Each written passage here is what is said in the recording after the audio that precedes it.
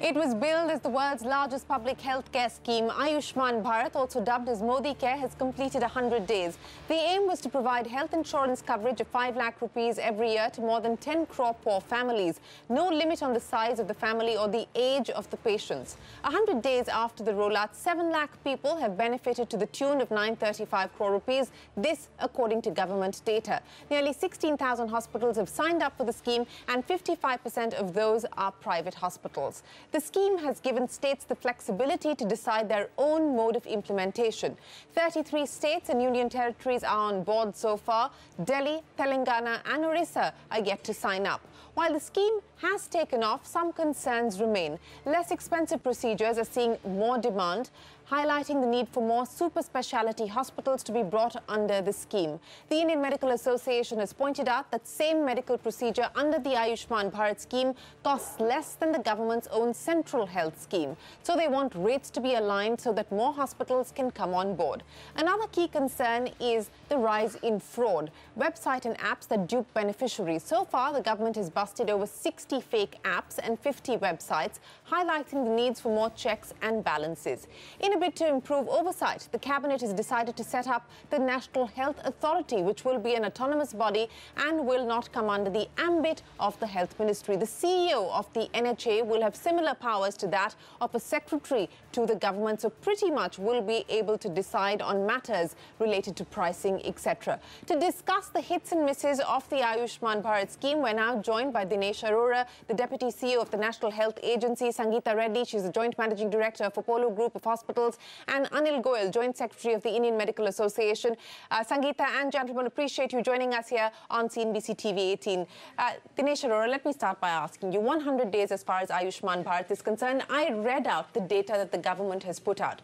Would you consider, on the basis of these parameters, the effort to roll this out and execute it in 100 days to be as successful as you had hoped? Well, the main aim of this scheme was to decrease catastrophic expenses. NSSO says that 6 crore Indians fall below the poverty line every year because of health expenses. But the scheme has done a great beginning.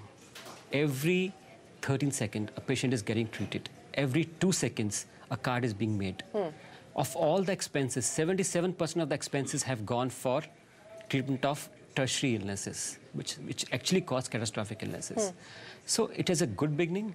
And if we implement it well, it will be a great success. What have been the shortcomings in implementation so far? What have been the challenges of being able to execute this? Because this is not a small task.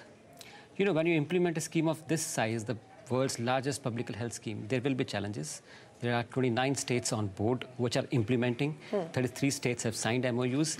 Every state has its customized systems. So we had to have a customized software for every state. And we have done that. And we are proud that today, for every day, 2 lakh people are hooked on the software. And other than minor glitches, it has worked exceptionally well. Okay. Capacity building, yes, is one of the important challenges because we need to train not only ourselves, the state health societies, but even the private hospitals, government hospitals, the Arogya Mitras. So capacity building is a challenge. And the design of the scheme is an entitlement-based scheme. Yes. So beneficiary awareness is a major challenge. We have done, I think, exceptionally well in that, but it's a long way to go. To tell the people, those people who are the bottom 40% of this country, that they are aware and they acknowledge their right, that the government has put 5 lakhs in their wallet, and they can access this right when they go to every public or any empaneled private hospital. I'll come to that in just a second and talk about the private participation with Sangeeta in just a second. But I want to ask you a specific question. Since you gave me a lot of data, 13 seconds people signing up and 2 seconds cards being issued, 43 lakh PMJAY e-cards have been issued so far. There doesn't seem to be any data that I have access to in terms of what's happened with the wellness centers, which was also a part of the Ayushman Bharat program. Okay, this is a dashboard which we have for PMJAY. If I can just show it to you. Yeah. Just give me a sec. And this is going to be very soon on our website. All the states have it. If somebody can zoom on this network. We, as an NHA, look after PMJY, and the ministry looks after the Health and Wellness Center. I'm sure they also have a dashboard. And this is what the design of the scheme is, to have a continuum of care. So if that's the design of the scheme, how come your dashboard is not talking to the dashboard that is looking after the wellness centers? Isn't that a flaw in the manner in which this is being executed? There are some plumbing issues which are being taken care. So that scheme has about already 25,000 wellness centers running. And very soon you will have a combined dashboard where you can see what is happening in the continuum of care, right from primary health care to the secondary. Is it a territorial issue, the fact that these two dashboards have not converged so far? No, I don't think so. Not that way. It's not a territorial issue. Not okay, I'll come to that in just a second. Sangeeta Reddy, 100 days, this is what the experience has been so far. 16,000 private sector hospitals have been impaneled. 16,000 hospitals have been impaneled and 55% private sector hospitals. Excuse me, let me make that correction. So what is it going to take, Sangeeta? Because we've had this conversation in the past, and one of the concerns raised by the private sector and the IMA, and I'll get Anil Goyal to comment on that, has been with respect to pricing. Does that continue to be a concern? Will you be able to hold prices at these levels? What is it that you would expect the government now to do to make this viable and sustainable?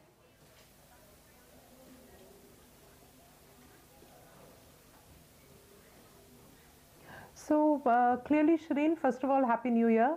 I think having a scheme like this is crucial for the government. And definitely it's very important to find a way to bring people who are uncovered under a form of coverage. It is unfair to have people accessing healthcare needs and being driven into poverty. So that unequivocally, all of us are very supportive of the scheme. What we need to do is a scientific methodology on pricing. And this is what, whether it's the CII, PwC report or the FICCI report, we've done a scientific analysis of cost, and we've projected this forward to the government, saying that the current prices, which are 20 to 30% below CGHS, are unsustainable. And I think our chairman, the chairman of Apollo said it the best when he said that the power and the vision of the scheme are far more important than the pain of the pricing at this point of time. So today, we are fully signed on this because we believe it's an important move for the country. But in the long-term perspective, it's very important to have a rationalization of the current reimbursement prices. The current prices are unsustainable. They barely cover material costs. They don't cover the overall cost of equipment or our cost of capital. So there is something that needs to be done to look into this further. But definitely it's a wonderful and an extremely powerful scheme.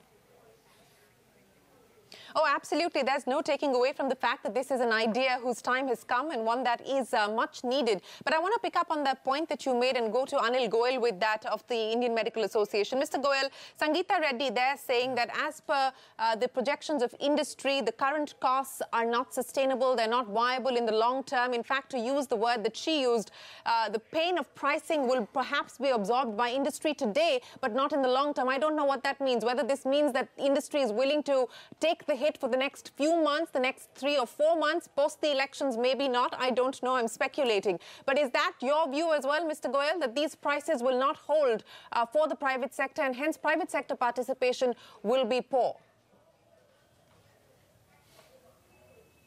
See, good evening and Happy New Year to all. And at the outset, I'll just read out a document which IMA has signed with ABNHM with Dr. Dinesh Arora in attendance and Shri Indu Bhushanji.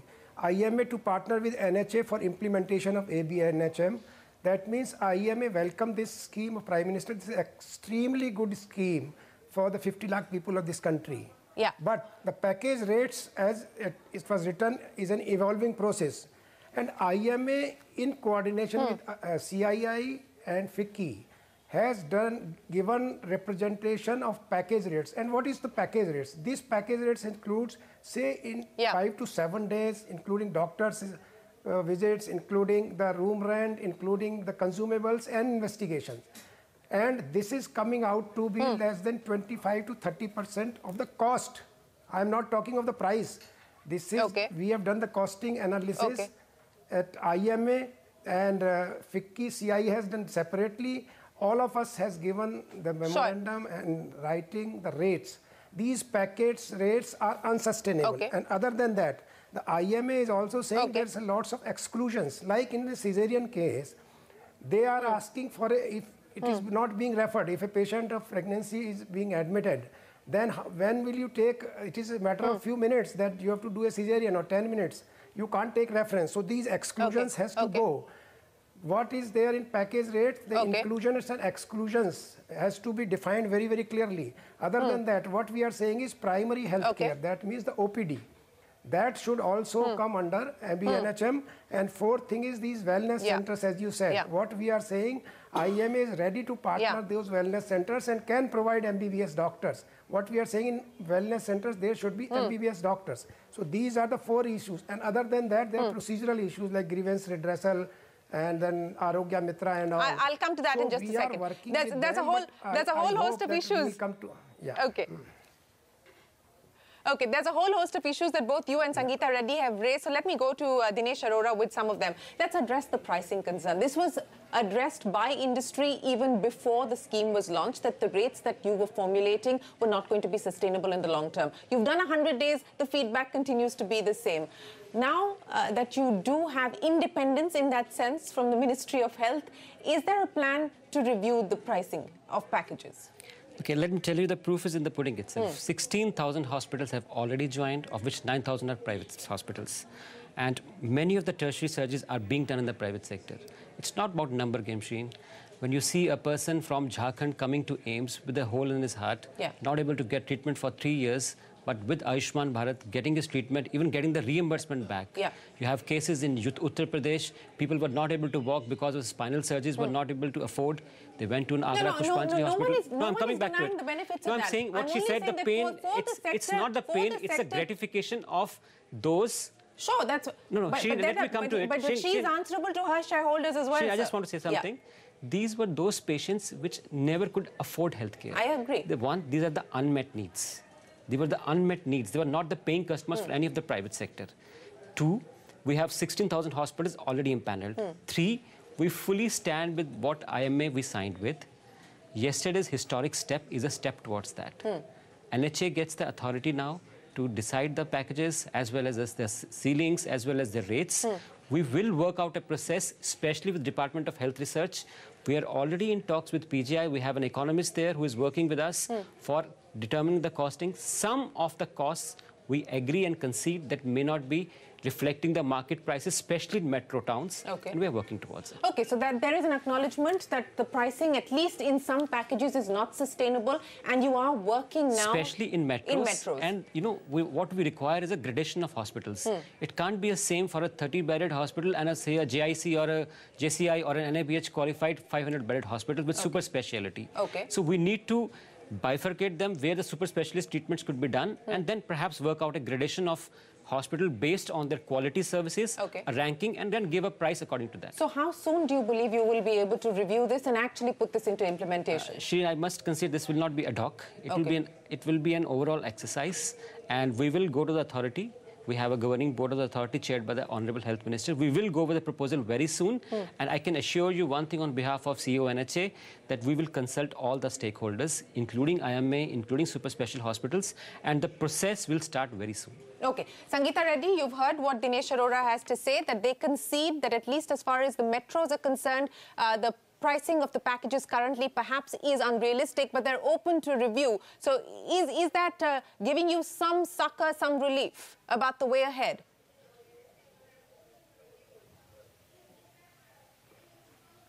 So, Shireen, absolutely, and honestly, this is exactly what they've told us.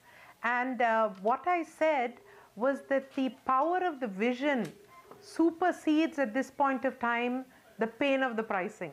So this is why private hospitals, knowing fully well that it's a low price, we still went ahead because it's very important to cover the country. And I want to take this 2 steps further as well. I think the industry fully realizes that when we are treating people at scale, there's a value of the data, there's a value of training of manpower. We will get more people into the pool who are capable of treating and caring. And therefore, healthcare, which is the 2nd or the 3rd largest employer, will now generate more jobs. So at a national level, besides the fact that people were denied care, besides the employment generation, even the manufacturing sector will become more buoyant.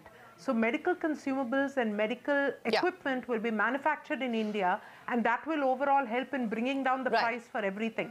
So the downstream benefits of this scheme are very, very vast. And therefore, I think as a sector, we're very appreciative of the scheme and very supportive of it. Our hope is that all the benefits of operating at such scale are captured for the entire sector.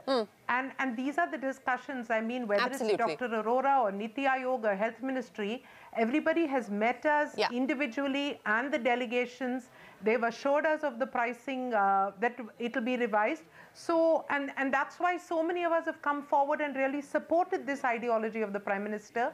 And I must actually state that in the South, whether it's Arogyashri or, Tamil Nadu, or there have been variants of this scheme operating. In fact, it's in the year 2000 that we started the very first scheme of a similar nature for 7,000 people. So we've been supporting the concept of a collective social or private insurance to cover people, and a third-party payment system is the only way to bring advanced care within the reach of people. So that's really our analysis of the scenario. Great beginning, lots more to do, and let's do it together. Let's get the benefits of this. Okay. So you're absolutely right. You're echoing the point made by Dinesh Arora. Access to care for the people, sure, but the spin-off benefits. Absolutely. I think, Shireen, I'd just like to add also here that... I'd like to add to it here. That we are already in talk with NPPA, DHR, and the process is being worked out. And this will be a detailed...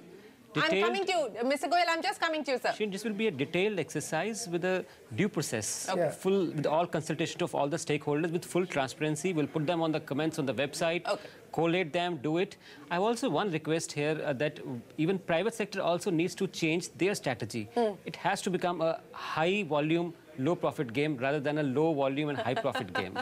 So that I think everybody has to see into account. No, I'd like to answer that why both. The private sector, why private sector has been with us so far. I'm coming to you. I'm coming to you. I'm coming to you. I'm coming to you. I'm coming to you. We have stuck to our thing. Let me answer to that payments are being released in 15 days time, which we said not even a private insurance does the payments in 45 days. Okay. Yes, Mr. Goyal, go ahead. He's saying that hospitals also need to change their strategy, focus on higher volumes and low profit. Go ahead, sir. No, I would answer that. Please.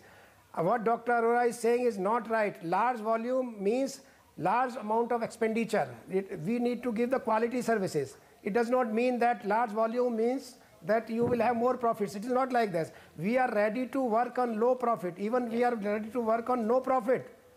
See, I am writing a document which we signed IMA with Dr. Dinesh Arora. IMA is a part of costing committee formed by Directorate of Health Research, MH and FW New Delhi, and IMA team attended the first stakeholders meetings on September 6. After that, we have been asking again and again that IMA wants to make this scheme successful. But if you do the costing study, you will find the glaring discrepancies in the package rates provided. And large volume does not mean large profit in medical field. Small and medium-sized hospitals would be closed down if they have large volume. Like 50 to 100 bed will close down if they have 50 subsidized patients. They do not have that kind of money. You make a valid point, sir. You make a valid point, and I think there has been an acknowledgement on the part of Dr. Dinesh Arora on that. But let me now talk to you about the other point that Mr. Goyal had raised, and that has to do with the exclusions as well as more clarity on the inclusions. How do you plan to address that? You are open to reviewing the pricing as far as packages are concerned, but what about the exclusions currently? I think this scheme has the lowest number of exclusions. In fact, we have one package called unspecified, where the state can fill in any of the procedures not covered in. So I think this is perhaps one of the most inclusive schemes which have ever come in India from the demand side financing. Okay, since you're talking about states, and I'll get Mr. Goyal to respond to that in just a second. There are lots of inclusions. What has been the experience on execution? No, I'm saying there are lots of inclusions. I'll get him to address that, sir. Okay, more clarity on inclusions. Yeah, we are ready to any such clarity required. What I'm saying is, Dr. Arora, I have talked to you. See, let me complete. Lots of ahead, inclusions in that package. That includes consumable, that includes all investigations, that includes doctor's visits, that includes stay. Suppose a patient of gallbladder disease, that is stay for 5 to 7 days, which is not actually needed. With all investigations, all consumables, all doctor's visits, that is what those inclusions has to go. This needs to be an operative package for 2 days, like that. And we have given already suggestions. We can sit further, and we are ready to sit anytime you want. Okay, all right. Very quickly respond to that, and then I want to ask you about what the experience has been like working with states where the RSBY has already been functioning and states which have actually now taken to this scheme greenfield, so to speak, greenfield states, so to speak. Dr. Goyal, you are welcome anytime. Our doors are open. We have been always talking, and now with the revised authority coming in, please come, please walk in. We will have soon the committees which will be doing this work, and we will welcome all your suggestions. With the due process defined by the authority, we will go forward. We are waiting. On the states. Yeah. Shireen, on the states, I must compliment that you have got the authority now, and we are ready to be with you. Thank you, Dr. Goyal. Thank you so much. Tremendous response, actually. You name any state, and they have coped up the way harmonization has taken place. And more interestingly, the states like Uttar Pradesh have picked up so fast. They were having cases about 10-15 cases per day. Today, they are clicking more than 1,500 cases per day. So that's the uptake which has taken place in UP, Jharkhand, to a good extent in Bihar, very good in Madhya Pradesh, Haryana. These were all states which were what we called as greenfield and green shoots. Yeah. And is that going to be the focus now on getting the greenfield states to adopt? I think that was the focus so far, and they have responded extremely well. But the focus is right now on stability. From stability, we move to two things now. I think if you talk about the short-term vision, next will be quality services, gradation of hospitals, and the abuse control. Okay, so in terms of abuse control, what has been the experience so far in terms of the fraud? Would not like that middle-level hospitals closed down. Okay, yes, go ahead. Okay, so right now, this fraud control doesn't mean that it starts as a single point. You know, it starts from the short term to also add the pricing. Yes, Sangeeta. Yeah, go ahead.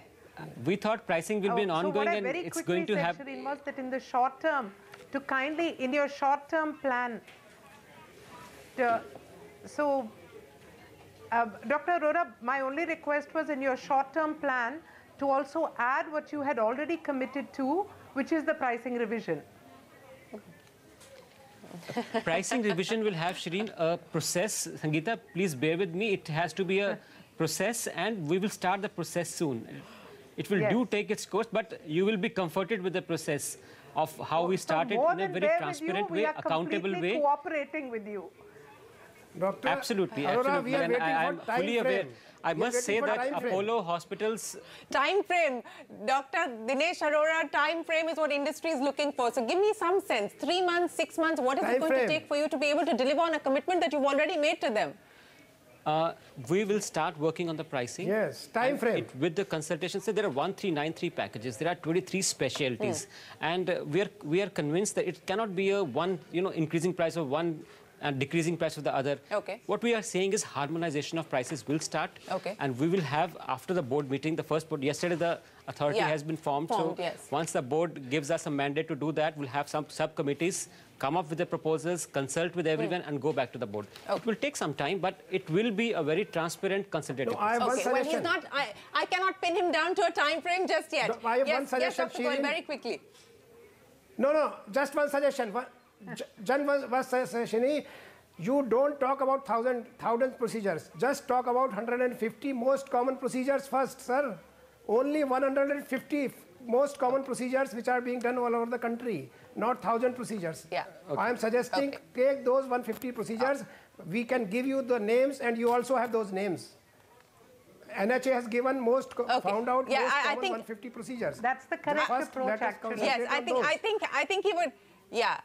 Wouldn't that make sense? Actually focus on the 150 most. Shireen, the work, I think the Department of Health Research only day before yesterday came and gave us a presentation. They're already working on 57 packages. Okay. And they have consulted about more than 100 hospitals across the country. Okay. So they will be coming up with some recommendations in January, okay. but they need to be examined by the whole board as well as other stakeholders. Okay.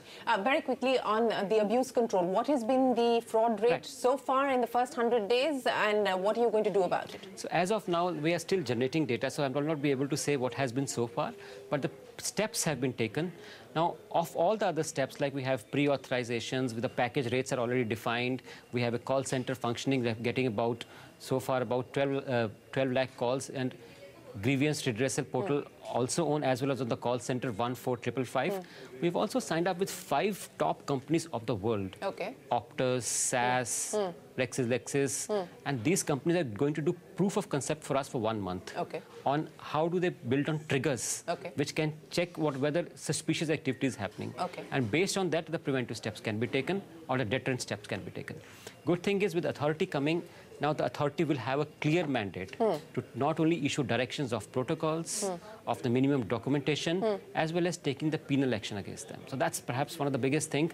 The fraud control and fraud abuse powers which the authority gets is perhaps the biggest gain what we get after forming an authority. So very quickly, because we're completely out of time, besides what you just told us, what will be the mandate now that the cabinet approval has come in to create this authority? So the mandate, the mandate was actually has been defined as not only quality fraud control, but what will happen with the authority is a quick decision making. Okay. We had a multi-tiered structure.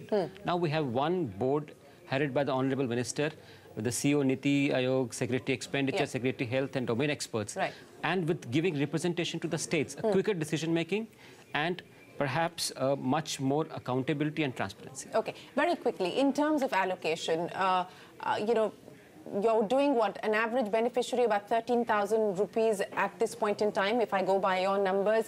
The allocation for next year is 10,000 crores. Is that going to be enough? I think one thing which the government has already given a blanket check to us is whatever amount required, we will give them. And so we got 2,000 crores earlier, we have got another 1,000 crore rest now, whatever we required. As of now, we have spent roughly about 900 crores so far to this. So next 3 months, we should be fine. And for next year, 10,000 crores as of now looks good. But if it requires more, if the uptake increases, if other states, like 3 other states also join, I think we will go back to the Ministry of Finance. And they have given us a blanket check for this scheme. Money shall not be a constraint. Okay, the Ministry of Finance has written out a blank check, is what Dr. Dinesh Arora tells us, that money will not be an issue. But thank you very much for taking our questions and for giving us a sense of where things stand. 100 days of the Ayushman Bharat scheme, the hits and misses. Sangeeta Reddy, Dr. Anil Goyal, thank you very much for giving us the perspective on how the private sector can participate and ensure that this is effectively executed on the ground. Thanks very much for watching. We'll see you again in just a bit.